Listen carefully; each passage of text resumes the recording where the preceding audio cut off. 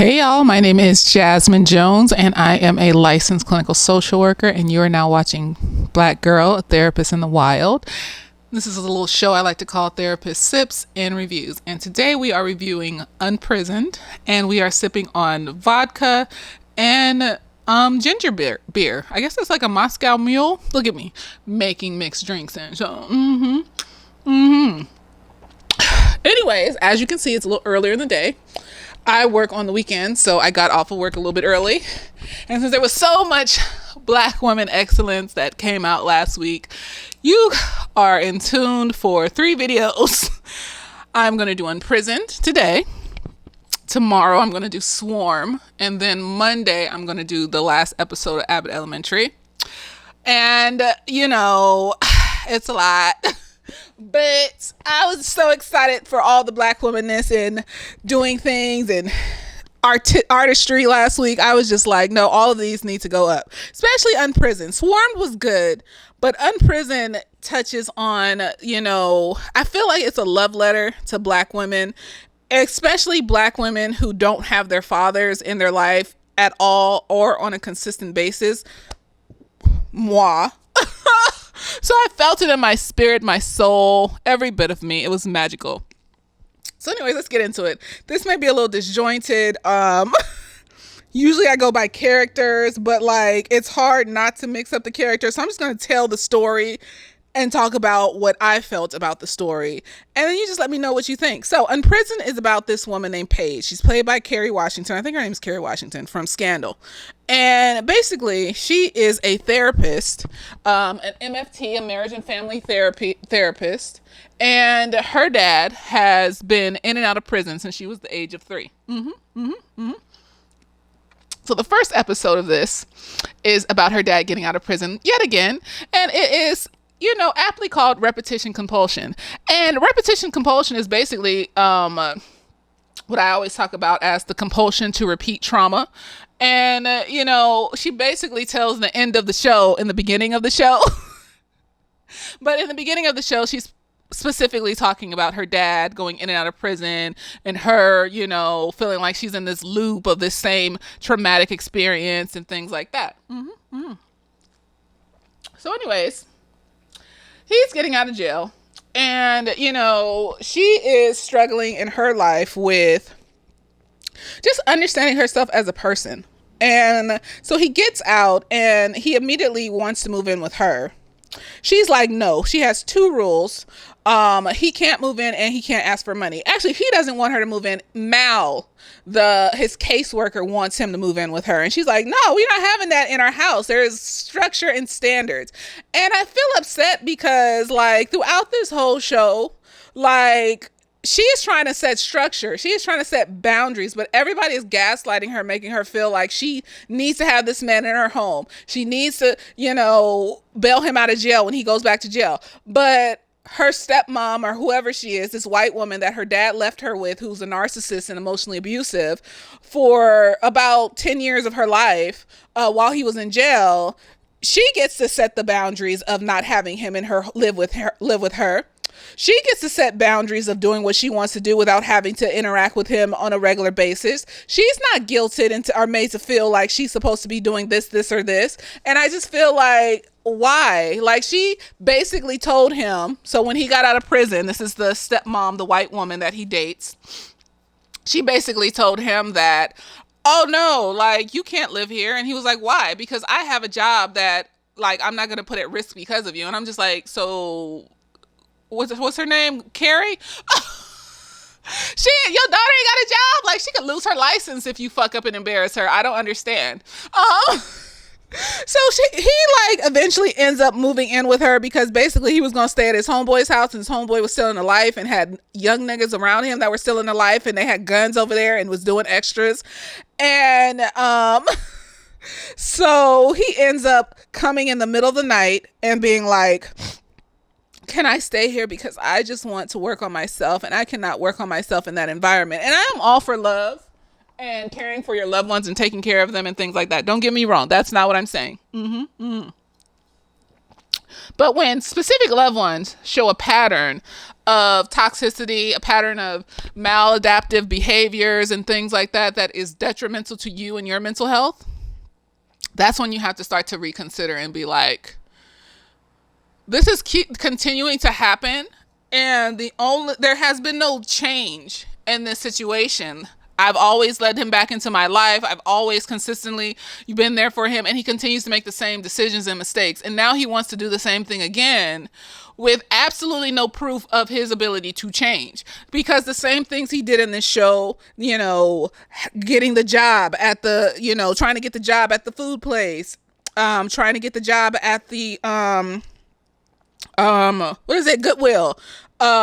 Even his little side gig that he was doing where he was selling ice creams and shit like that. All of that, she's seen that before. He has not done anything to change. And I'm not saying that it's not hard for him, because we see throughout the show just the walls that come against people that come out of jail, the mistreatment, the looking down upon, the racism, and it's just like, I understand that part. But at the same time, you're saying you want to fight. You've been out of jail before. You've experienced these walls before, because apparently you've tried before. And so this isn't new to him. That's what I'm saying. This isn't some new experience where he's out of jail and there's just so many walls against me and stuff. But no, if you really mean it this time, you need to be aware of the walls. You need to be aware that you're going to have to fight harder than you've ever fought before. You need to be aware that you're going to have to keep bugging people and messing with people until you get the things that you need to get. So, he was having these mental breakdowns, every time, they went to his old hometown in the South, and he was having a traumatic the traumatic experience was rehappening again, basically. And basically what happened was that, back in the 1950s, 60s or something like that, when racism was more extroverted, the police came to his family's home and dragged his mother out and beat her and then took her, and then she limped back home the next morning, and then they immediately moved from that place. That was very traumatizing for him. He even changed his name from Eddie to Edwin so that he can feel like he has a more distinguished name, so people can look at him in a more distinguished way. And it's just like, all of this trauma that you have, but you consistently tell your daughter that you don't believe in therapy. You don't believe in therapy. Therapy isn't like some magic wand that someone waves over you and you're healed. No, therapy is you sitting and talking about these problems with a professional that can help you connect the dots to why you feel the way you feel, and give you some good interventions to help you work through those feelings so that you can get to a place where when you get triggered, you can make better decisions. That is one new thing he could have tried getting out this time. One new thing. He didn't have to go through a bureaucracy to deal with. Like, his daughter's a therapist. She can get him connected to a therapist. He didn't have to do anything. But instead, he comes into the home, lives there, and then immediately asks her son if he has a license, because he can't get a license because he doesn't have his social security card. And because he doesn't have his social security card, he needs his birth certificate to get his social security card. That's why they went to his hometown. White man wouldn't give him his birth certificate because they're racist. It is what it is. He had his ID. He had the stuff. White man wouldn't give him his social security card because they're racist. And, so basically from jump, he didn't have his license. So he's starting the trauma cycle again through her son, making her son feel beholden to take care of him. And it's not like he's actively making it. It's just based on who he is as a person. It's almost like he can't help it because he's been so traumatized. He's normalized these behaviors of, I'm going to get in where I can fit in. I'm going to hustle my way to get help from anybody that I can. I don't care what it costs them. It's a knee-jerk reaction. He doesn't think about it. And so he doesn't think about it. He doesn't think about how it impacts other people. And so asking your grandson to drive you around, giving your grandson basically making your grandson beholden to your transportation or something that you need, and he's a child. You know, he didn't even go and ask his mom. He asked him first, and then he just started driving him to work. He didn't get the job because, you know, racism and classism and things like that. They wouldn't hire him at the little Olive Garden situation because, you know, racism, classism, all those fucked up things, all the walls that come up against you when you get out of jail that are horrible because it's systematic and they want to see you fail. And it's hard to climb that wall. But when you experience that wall over and over and over again, this is not new. And so you should at this point know what the walls are. And at this point decide, I'm going to do better. And so he gets his grandson to drive him to his job, where he then gets picked up by his girlfriend, and they then go have sex all afternoon. And that's what he's doing most of the time. Not looking for a new job, not trying, just going and having sex with his girlfriend all afternoon. And so even then, you know, and the thing is that, you know, men have emotions, men have feelings, and, you know, men can be traumatized and men can become stagnant within their traumas, just like everybody else. But you know what I always say, when you spread it to other people, that's when the problem starts to happen. So then the grandson is like, you know, they have this dinner with the stepmom. No, let me start over. See, I'm getting the story. So they have this dinner, and what's her name? Paige. Paige has this dinner with her foster family and with her, you know, dad, her son. And then her stepmom just shows up. She has no contact with this woman. Before this scene, dad keeps trying to make her be friends with this woman as if this woman didn't abuse her.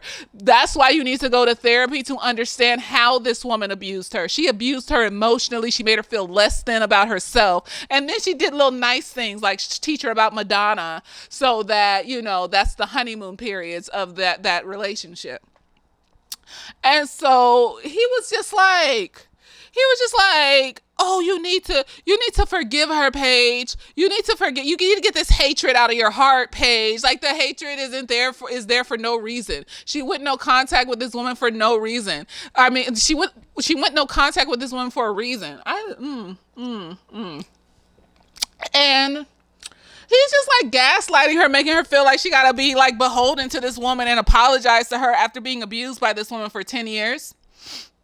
I was just like, this is toxic. I mean, like, if I wasn't a therapist, I would probably be sitting here like, oh yeah, they're family and family should stick together. No, nigga, these people are toxic and abusive, and you saw her life was coming together before him. She got a new house. She was working on herself. She was building herself up. You know, her relationships were trash, but she was doing stuff. She was on, and this nigga come in and it's just like, you need to be friends with your mom, Paige. That's your mom, Paige. And Paige is like, that's not my mom, nigga. Like, the bitch had her lighting her cigarettes when she was 8. So anyways, she has this dinner with her foster family. She wants to, so the deal with the foster family is that she ended up there at the age of 3 when her dad, or maybe it was 8. No, maybe it was 3. And then she went to the white woman's house at 8. And so she ended up there as a young child in foster care because her dad went to prison. Her mom had abandoned her. She was on drugs. She was prostituting. She abandoned her biological mother. And this was the nicest family she had ever experienced. These white people were just wholesome, and, you know, they were microaggression. And so I'm sure they said some racist shit, but, you know, they're nice. They're nicer than them. And so she loves them, but she hasn't seen them in years. Like, she'll talk to her other foster sister that was in the home with them, but she hasn't talked to them, and she couldn't give a reason why. And so what I think is, it's a self-sabotage. She can't be around goodness. Goodness and peace are triggers for her because she's never experienced it before. So when she was living with them, that was a short period of time when she was a child. She may have acted out. She may have had some issues. Like, they were telling these stories about how she was running in the street after the EMT that came for some reason because he looked like Uncle Jesse and shit. And I was just like, okay, that's cute. You know, she thought he was cute. And so why are you running after the EMT? So things like that made me think that maybe she wasn't as well adjusted as they thought she was. So, creating issues just to sabotage oneself. Even children do it. And so I feel like during the years she wasn't talking to them as an adult, it was just they're too kind. They're too peaceful. Same situation with the guy she started dating, Mal. He's too kind. He's too peaceful. I don't know if I'm good enough. I don't know, walking on eggshells, waiting for the next shoe to drop. And so you create the chaos before the chaos creates itself. That's what self-sabotaging is. So she sabotaged that relationship, but we'll get to that. I'm still on her dad because I want to read this nigga for filth because he irritates the dog shit out. I don't care. No, as soon as he asked the grandson if he had a license, I knew what time it was. I was like, this nigga don't even know he's manipulative. He just think, oh, my grandson, we're out here, we're doing shit together. And I'm just like, this nigga doesn't even know he's manipulative. I'm upset. And so anyways, like, they're at this dinner and then white stepmom shows up. He has the audacity to be like, oh, you need to love her and blah, blah, blah, blah. And so they're sitting at the table and like this bitch, when they went out to lunch to reconcile, because he said that she was going to apologize to him. The bitch never said anything about apologizing to her. The bitch was cussing her out the whole time he was talking about his child. But, it's fine. And so the whole time they sitting there, the bitch won't admit to anything. And then she about to call her a bitch. And so she got up and left. I like the little inner child character that they have because it really illustrates how we let our inner child lead when we're traumatized. That little child is leading. That hurt little child is leading us around with their pain. And every reaction we have is based off of that hurt little child. And so to illustrate it like Inside Out and have that little child walking around outside of you and being like, okay, this is real. Like when the dad went to, was it Alabama? I forgot, but it was somewhere in the South. And his hurt little inner child that's scared, that's lonely, that's frustrated, that's angry, that's depressed, all the sadnesses and the traumas and things came out, and you could see him holding his inner child, holding himself. And so like you got this little inner child that comes out. And so when hello, 'tis editing me. So I forgot to mention that I really liked how at the end she apologized to her inner child and was basically saying how I need to listen to you more. I need to, allow you to be a child and to experience your childhood. And so, I need to take the lead. I need to be an adult in certain situations. And be a child in other situations, because there's nothing wrong with being a child sometimes. And not allowing the toxicity of our traumatized childhoods to dampen, who we are, and who our inner childs are. So I thought that was beautiful. Yes, loved it. Black women, activate. So when the white woman who was calling her all sorts of bitches and hoes, started doing that, the inner child got out and she was like, let's go. The inner child had to walk her the fuck out. The adult in her isn't in control. The adult in her is barely in control when she's at work, and she does a good job. But it's like the one thing that upsets me about Paige is she never mentioned therapy for herself. And I get it, as a therapist, as a black woman that's been traumatized, and also as a therapist myself, we tend to think that we know everything.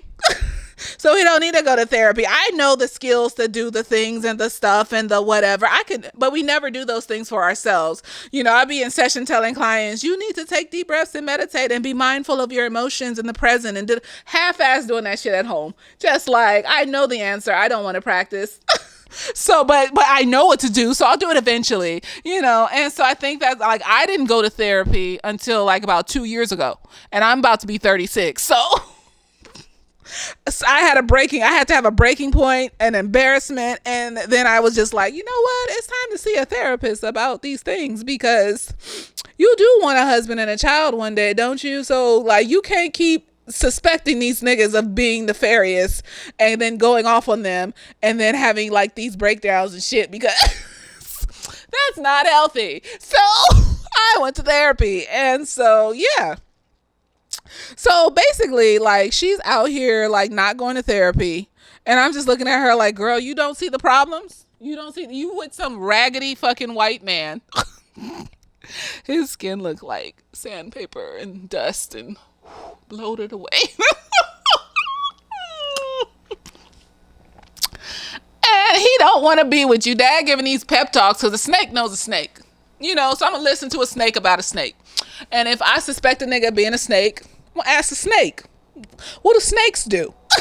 And they'll tell you what snakes do. If they don't want nothing from you, if they're not trying to manipulate you, they will tell you what snakes do. And so her dad trying to tell her he a snake. She know low key inside deep down that he's a snake. She just wants to believe in this, you know, half-ass situation. But no, she knows deep down because it's a repetition of trauma. We're just repeating the trauma. So you're with this man that half-ass you and you know he half-asses you.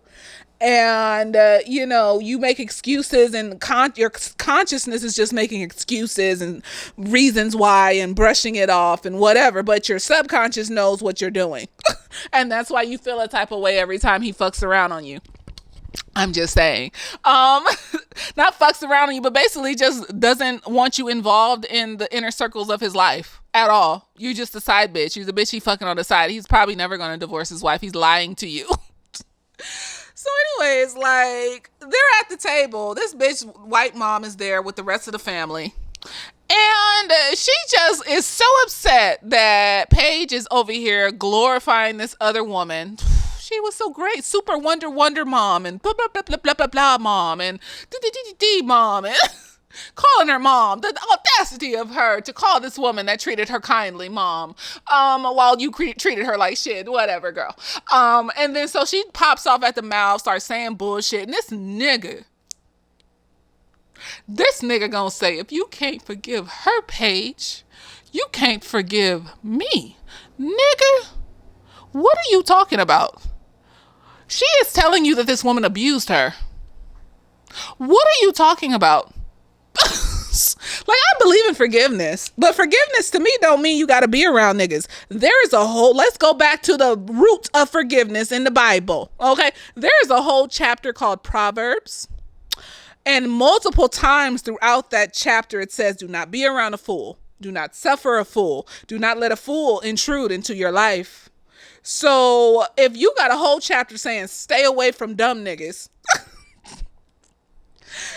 I don't think forgiveness means you have to spend time with these people. I don't think forgiveness means you have to be around these people. I don't think forgiveness means you have to be best friends, allow these people to parent you, allow these people to be in your personal life, period. Point blank, period. I don't believe that.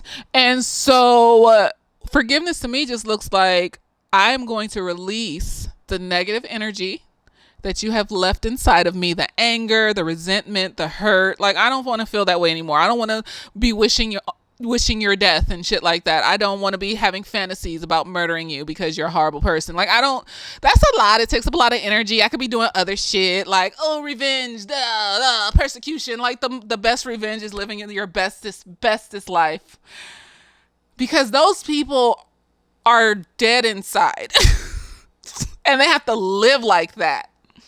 They got their punishment, because me, I can heal and I can live my bestest life while you sit over there in the bleachers and watch, because you are holding yourself back from participating in my life. You and your behavior is holding you back from participating in my life, or anything in life that you want to do that would make you feel good about yourself. And that just tickles me pink. Yes, God.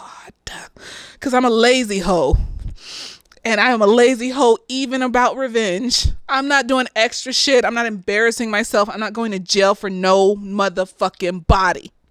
Except for my child. You touch my child that I have one day, I will fucking murder the shit out of you. And it is what it is. No, I don't care. Like, you molest my child, I'm going to kill you. I'm just going to, figure out a way to do it where I will least likely go to jail. I watch enough true crime. Don't fuck with me. But otherwise, like, I don't want to go to jail. I'm not going to jail for no nan nigga, no nan bitch, no nan nobody. Okay? So, no, I am a lazy hoe. I'm not going to do a lot. I'm just going to work on myself. I'm going to improve, because I've seen it. I've seen these niggas stew in their own shit and resentment because I'm happy, bitch. It fucking makes me so happy. It's probably bad. I probably shouldn't care. Maybe that's a little bit of left of the shit no, it's not. It's because I send them a God bless you. Like, I just be like, bless you and your life and the things in your life. Amen. You know, I pray for them. I just feel like all it takes is me. All that time I was trying to make you see me. All I had to do was just live my life and ignore you. And now, like, I'm running through your minds all the time. Like, I've seen it. I've seen it. Okay, so I hope they forget about me and never talk to me ever again. The people that have hurt me and harmed me and done manipulative things to me. I hope that I stop running through their minds, but it just gives me a chuckle every time they let me know in certain ways that I do, and it's magical. That's all the revenge that I need. I'm doing this extra shit. So for me, forgiveness is just letting that shit go and being a little bit tickled. But the fact that all you gotta do is be yourself and these hoes is just gonna melt. And it's fine. It's fine for me. Like, just, I'm sorry. So, you know, when I'm watching her, like, when I'm watching this nigga talk about if you can't forgive, like, what do you mean by forgiveness? I would have looked him dead in his face and said, I do forgive, but I don't have to interact with her. I didn't ask you to bring her here. I am no contact with this person. No contact doesn't mean I don't forgive her. No contact means she is too toxic to be around me. So just like, what is it? Just like in that last episode before the episode before last, when her sister came on Abbott Elementary and visited, and she told her, I could not grow my life with that level of toxicity in it. I could not succeed. I could not think about going to college. I could not think about getting a career. I could not think about anything that would help me grow my life with this person in my life as a constant figure of toxicity. That's what I mean when I say no contact. I cannot expand my life, or even with structure and boundaries, this bitch breaks them. Look how she's here in my house and I didn't invite her. Structures, boundaries, breaks them. I cannot have her in my life. What, next time she's just gonna show up randomly at midnight, I'm gonna call the fucking police. Like, no, like, forgiveness is not because the person is too toxic for you to be around them. That's like saying, like, oh, I can just go stand in the middle of poison ivy and just live there and it's fine, itching, burning, bleeding. I can take it until it becomes this deep ass wound that you scratched into your body and you may be about to be on the brink of death because there's so much gore and blood coming out. Nigga, you got me fucked up. You ain't about to take me there. I am a lazy hoe. Lazy. And I love it. It's magical. I live the most relaxed, like that. The way I live my life is so relaxed that sometimes I feel motivated to grow and make more money and do more things and whatever. But it's just like, money would be nice. I could be even more relaxed. But it's like, this is nice too. Like, I grew up in houses with rats in the walls and roach infestations. And like, nigga, this is cool. I can travel. I can eat what I want. I can go to spas and get massages whenever I want. Like, this is nice. Like, so sometimes I just sink into this shit and be like, yep. Well, I'll promote my YouTube tomorrow. I'll just post videos and shit. You know, if you post them, they will come. There you go. You know, if you ain't ever seen that movie, then don't. You're too young. And so, you know, like, I'm gonna live my fucking life and not have to deal with these fucking people. Like, you need to get your shit together. You need to get the fuck out. I don't have it for you to be sitting up here and having you be emotional and toxic and bullshitty. So like, she's setting these boundaries, and this bitch is just like constantly, like, this bitch takes her son to visit her dad in jail. So dad ended up going back to jail because he was, because it was like a whole thing where the son got tired after some event or something he was doing.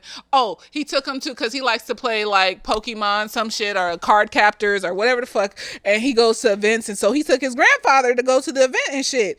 And like, he was at the event, and I guess he was like getting like owned or whatever, and like he kept losing, so he was feeling a type of way. So his grandfather offered to drive with no license and a child in the car, and the nigga went to jail. And I'm just like, why would you offer? You got cocky and you thought you wasn't gonna get caught. You wasn't even thinking about getting caught. You was thinking about your grandson being tired. I know.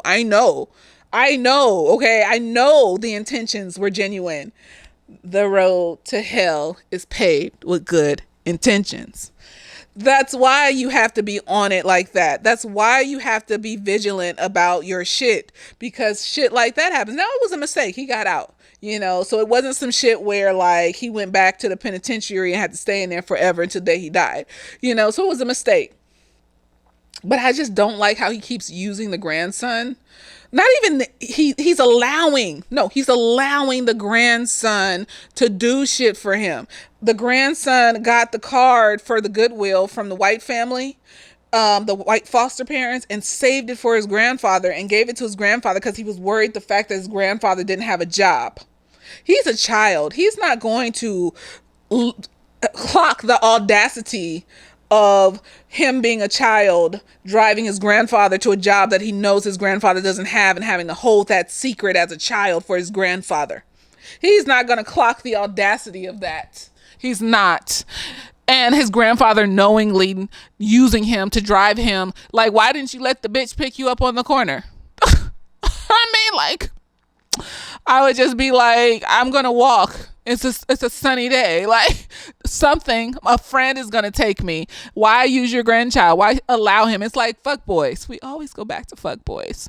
Why are you letting her cook you 3-course meals if you keep telling her you're not together? Why are you letting her like buy you flowers and take you on dates and like spend time with you in intimate ways that don't involve sex if you're just fucking?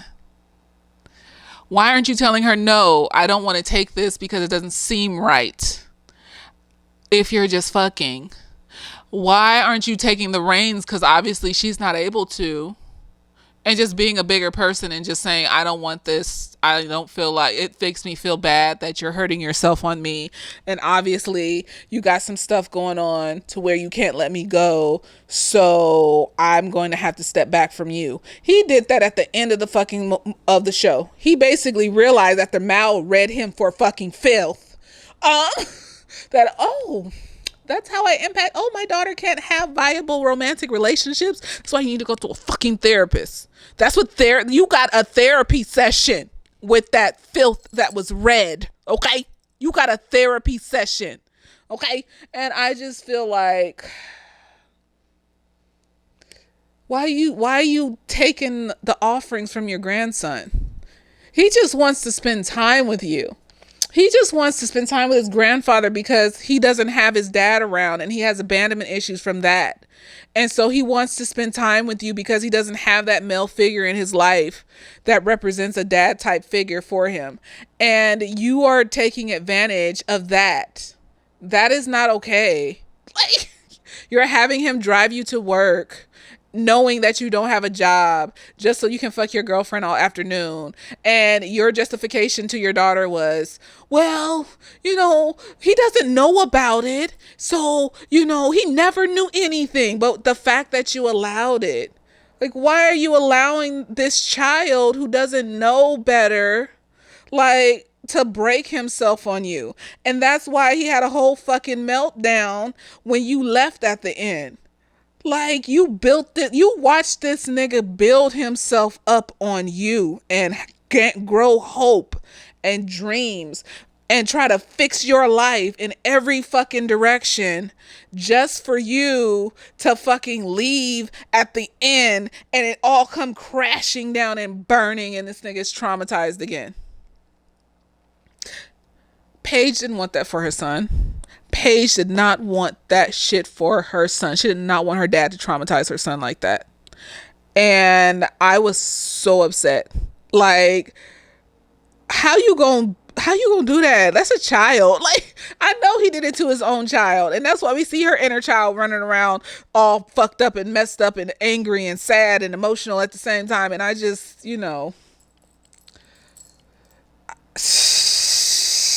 shit is a lot. It's so like we see them going through the things, and it's interesting because they show like the different scenarios that people experience outside of jail. So like we saw like him not being able to get a regular job, working at a restaurant as a cook.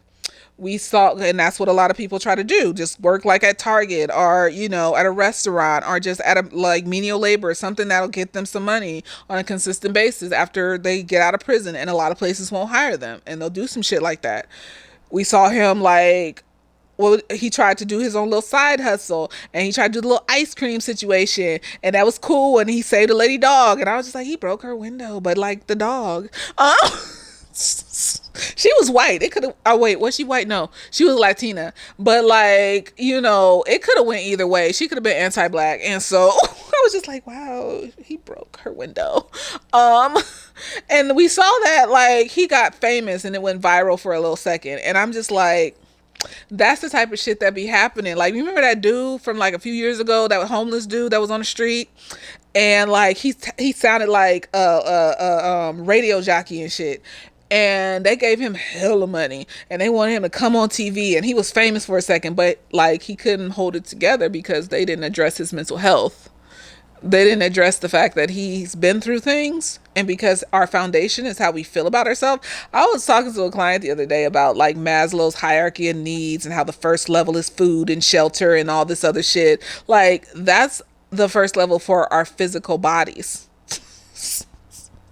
The first level for our mental health is like, we need to like ourselves, or like we'll have binge eating disorders or eating disorders, and we won't care about food in our body. Or like we'll get into a living space and feel like we don't deserve it, and we'll trash it, or we'll end up losing it, end up homeless again, or like, stuff like that. Like, you need to like yourself to accept even the basics for your body. So like, they're giving these people like a platform, and they go viral, and then they abandon them, and they don't have any money, and they like took that notoriety and it didn't do anything, it didn't change their life. Or they're giving them the notoriety and the money, but they're not addressing their mental health issues, and so they basically squander it, or they end back up on the streets and are in jail again. And I'm just like, we just want to suck people dry of the artistry that they can give us, and then leave them a deserted husk in the desert when we've sucked all of the artistry out of them that we can, monetize. And I just refuse. I'm not going to, adhere to whatever, because that's toxic. All these famous people out here on drugs, in jail, like killing themselves and all this other shit. Nigga, you got me fucked up. Like, I got money and I'm still not happy. Oh, there's some deep shit going on if you got money and you still not happy and you not relaxed and you not chilling. Like I said, I could chill in this forever.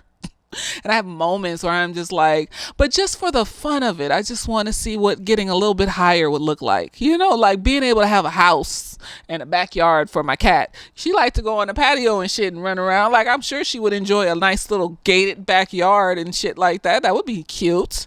Or I could put a catio or some shit in that motherfucker. Like, that would be nice. Like a whole giant Beauty and the Beast library, a meditation room with crystal walls and shit, and like LED lights and shit, and like you can just sit up in there and just zen and shit. Like, nigga, a little Korean bathhouse type spa underneath that motherfucker, with a bunker underneath that motherfucker. Like, or to the side of it. I don't know if you can build some shit like that under all that water. I don't know. Like in a nice little like wooded situation, but like but still like close enough to signal and Wi-Fi and shit like that, but like on an island so you can be in the water, like close to the water and shit, like with like a nice little garden with flowers and shit that the people come and tend, because I don't like worms and I'm not touching worms. But I like flowers and I like plants and I like to look at them. So, I'll pay the people a hefty sum, whoever they end up being, and to tend those. Yes, or I can just come out and spray it with water in between their tending. Like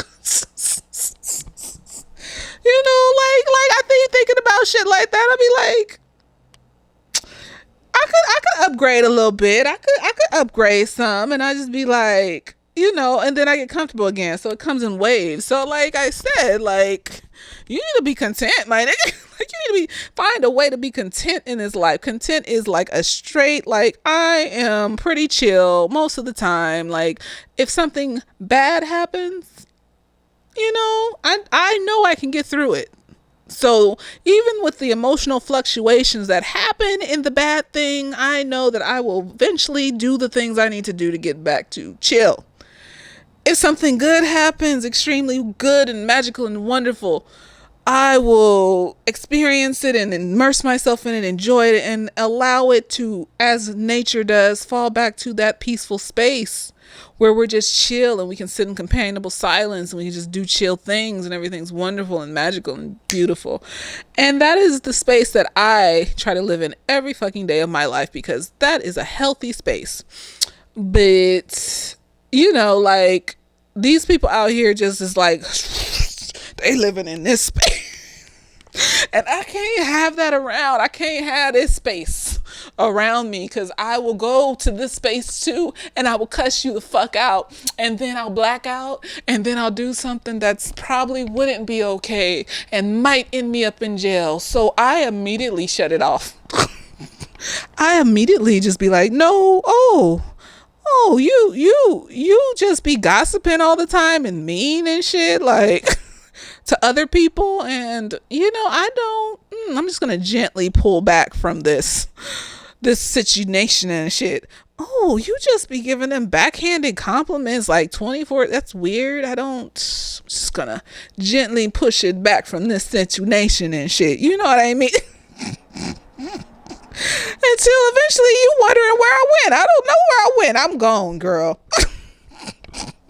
But the ones that are chill and decent motherfuckers, you just can have conversations with them and relax. Just feel relaxed in their presence. I enjoy those people to the depths of my being. And, it's a wonderful place to be, but not everybody will get here. Our past here, this is just a level. We keep leveling up as we grow and change into the day we die, and even past that if you believe in the afterlife. And even if you don't, we still grow and change and death in the physical, because we turn into mulch and turn into plant food and animal food, and then we turn into, so we keep growing and changing. You gotta validate all the people, because people are humans and they have feelings and emotions, and they choose to worship and serve the way that they do for their own personal reasons, and I respect that. I respect that as a person. I can't judge that. I can't judge your life story and what led you to the places that you've gone to in your life, in any area of your life. As long as you're not hurting yourself or anyone else, do what the fuck you want to do. I am not here to judge you. All I'm going to ask is, does it make you feel like this? Or does it make you feel like this? Most of the time. And then, you decide from there what you want to do with that. That's none of my business. God bless you. Yes, God. But, so like he went viral and for a minute, and that didn't do nothing. And then his friends has been like his friends, his homeboys have been like, they just some conniving motherfuckers. And so he went viral. His friends were hyping him up, but they was giving them each other the snake eye out the corner of their eye. And I was like, oh. And the next thing you know, his bike is stolen. Who the fuck else want that old ass bike? Want to go in somebody's garage and take that old ass bike? Who wants to do that? So besides them niggas, so I was like, okay, you're a fucking lie. See, these niggas fucked with this nigga. And so anyways, we see like the transition of somebody that just got out of jail through him, and it's really interesting. And then, like, I already told it pretty much. Like, I'm not gonna tell anymore because you watched the movie. Watch the show, the movie show. You know, they left the ending kind of open. It more things could happen. So she's with this dude named Mal, and because Mal is the caseworker for this nigga, and caseworkers, you know, they don't have to be credentialed or licensed by a board and all this other things and whatever. So they won't get their license taken or get fired for sleeping with clients or with, you know, clients' family members. Unless it's in the contract of their work contract, you know, they could potentially lose their job or something like that. But apparently that was not in he was not worried about. We don't sleep with clients. It was gross to me. I felt gross. I mean, I see what they were trying to do, but the reason why we don't happened at the end. It's just like, you don't, because the maladaptive shit that your client is going through, that shit stems and grows and branches. It comes from somewhere. That's why we call it a family cycle of trauma. They either impact or have been impacted by these members of their families. So it's all connected in a tree. And so basically, if you're dating their family members, you're dating them. If you're dating their friend, you're dating them.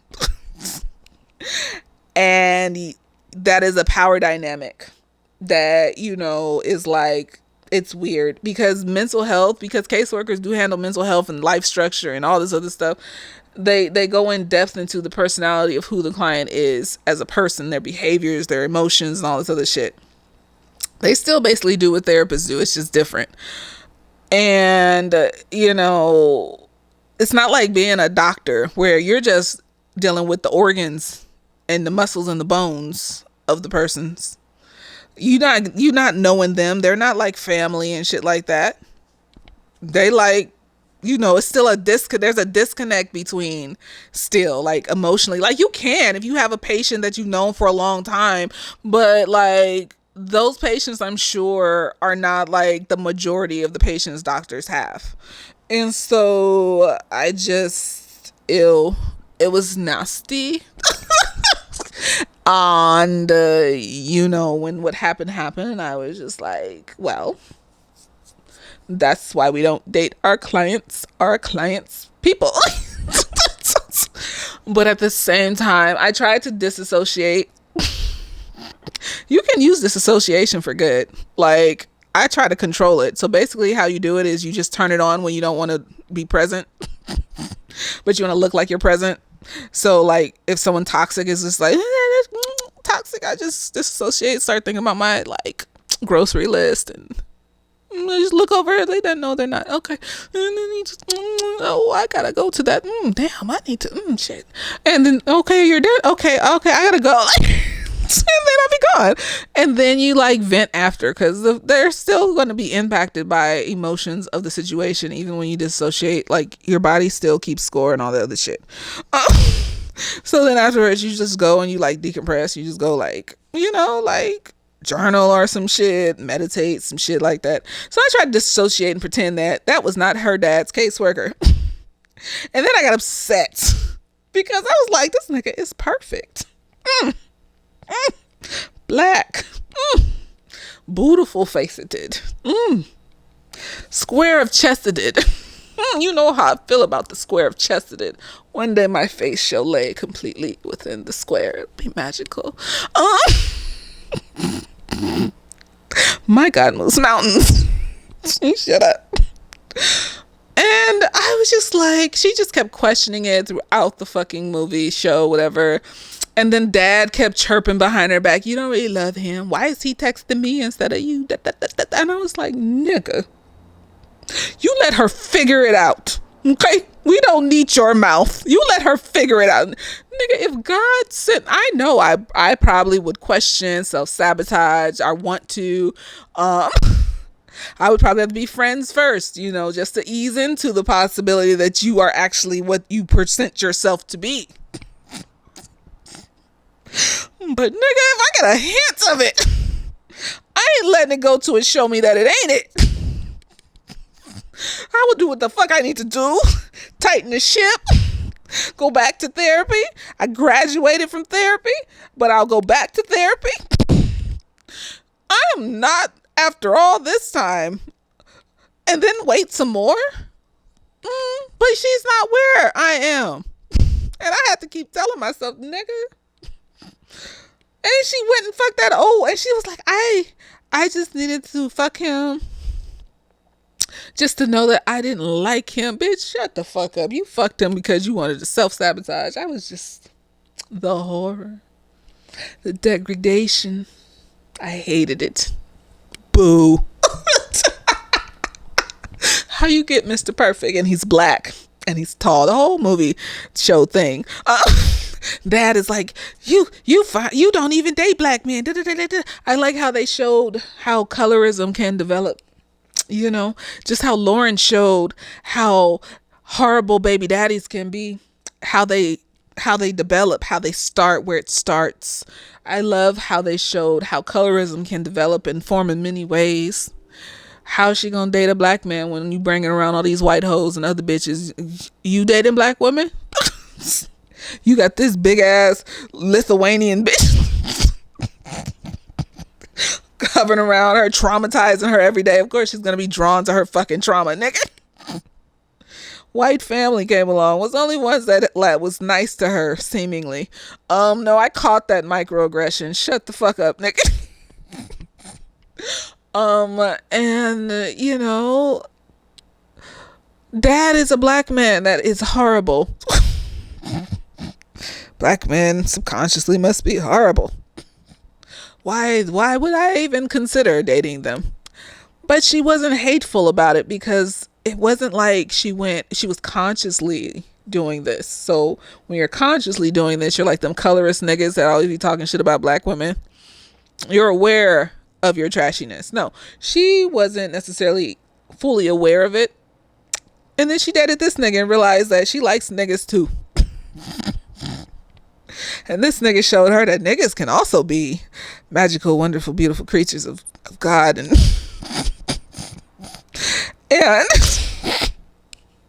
you know, so beautiful, and she just wasted it.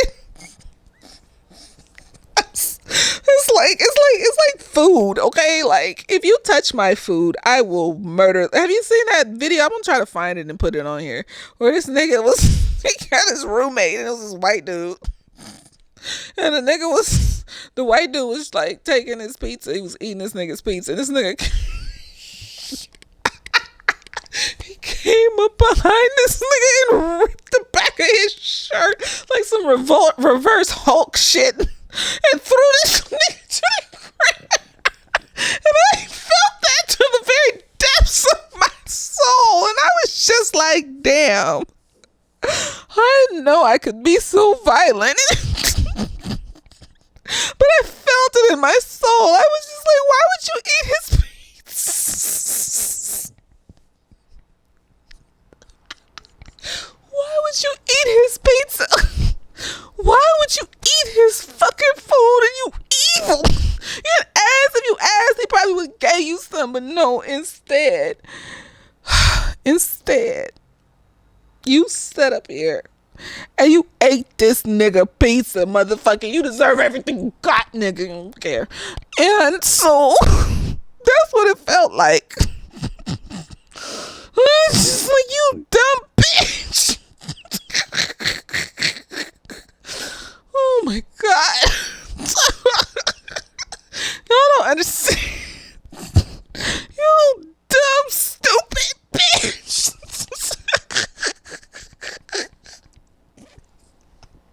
I don't care. Yeah, trauma. Yeah, self-sabotaging. Yeah, it's normal. No, bitch. You cut the holy fucking grail.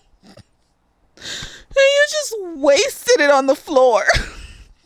And smushed it into the dirt. He was so beautiful. And kind. So kind. He like took time with this bitch. She was just like, oh, you're asking me what I want? I was taken aback too. He's asking her what she wants. Oh my god. What? They do those things? That happens in the realness of the world? And it's a nigga? It's a black? He's tall? He's tall? He's understanding? He's understanding like her awkward moments where she gets anxious and shit, and he's not being a dick about it? Wow.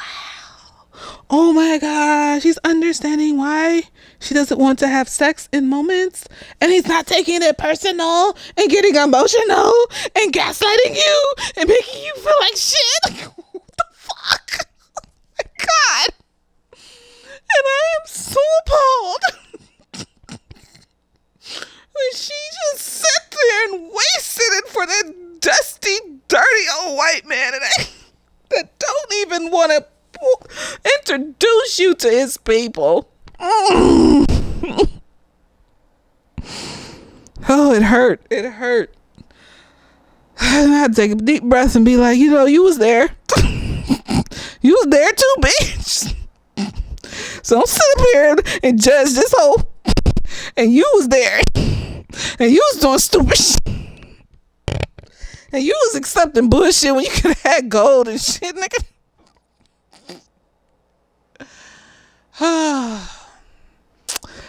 I'm upset. God dropped that motherfucking shit in my lap. And I would know immediately that it's God. I'd be like, God? What? Is that you, Lord? Standing in the need of prayer? And you just dropped this fucking lump of gold? I don't care. Just like, you finally got a gardener to tend your garden. So you don't have to like grow alone.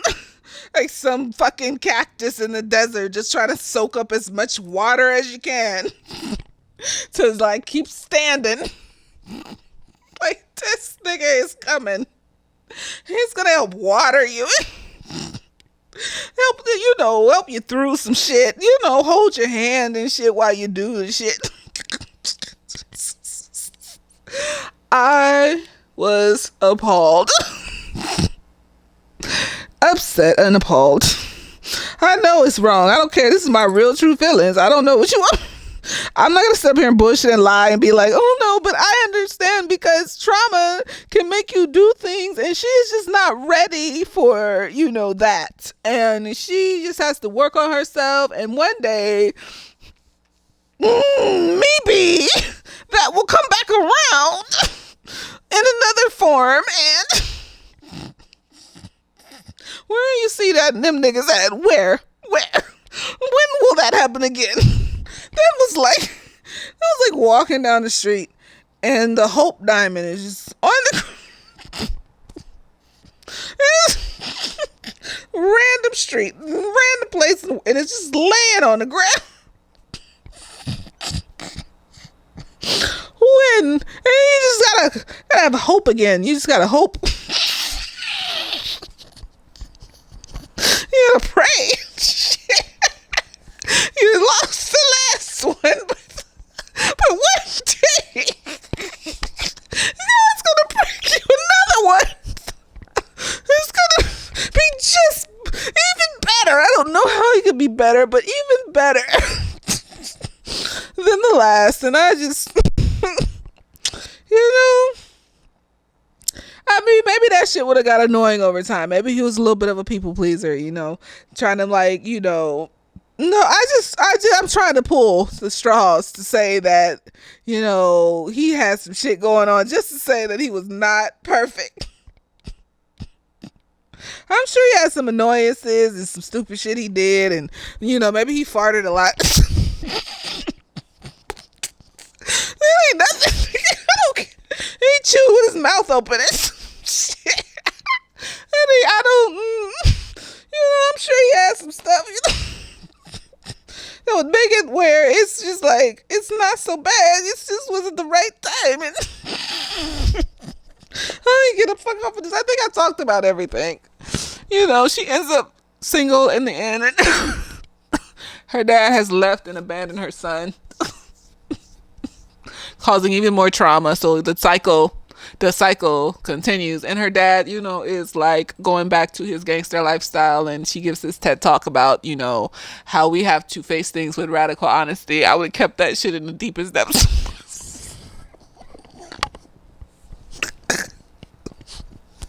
I never told that nigga that shit.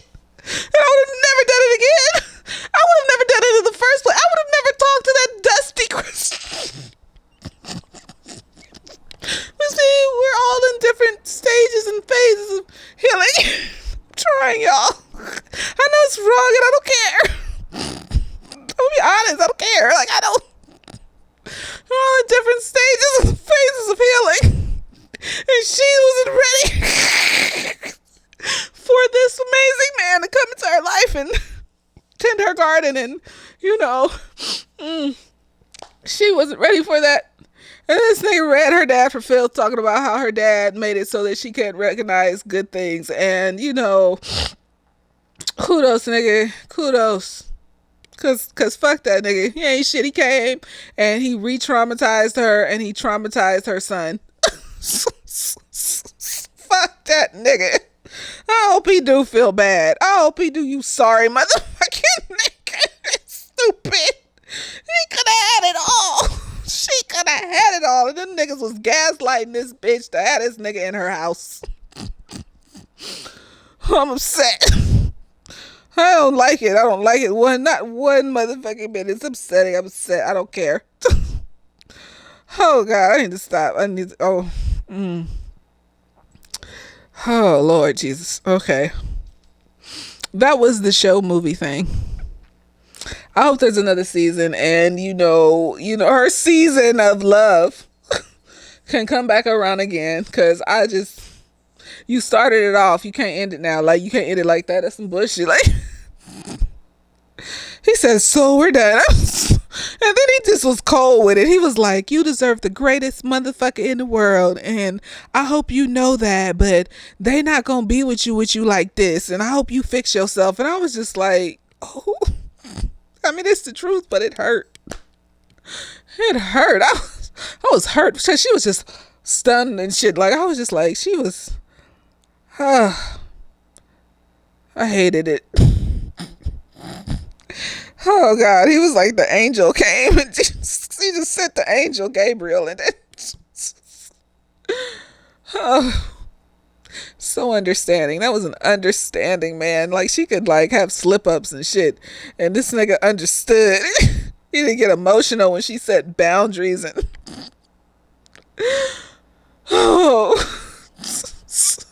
he didn't make it personal and shit. Like, he was just chill about everything, and I hate that nigga. I hate that nigga for being that good, and he just, oh gosh, I'm sad. We'll let y'all go. I hope you enjoyed. I'm sad. I'm so bothered. So, yes, God. Later day.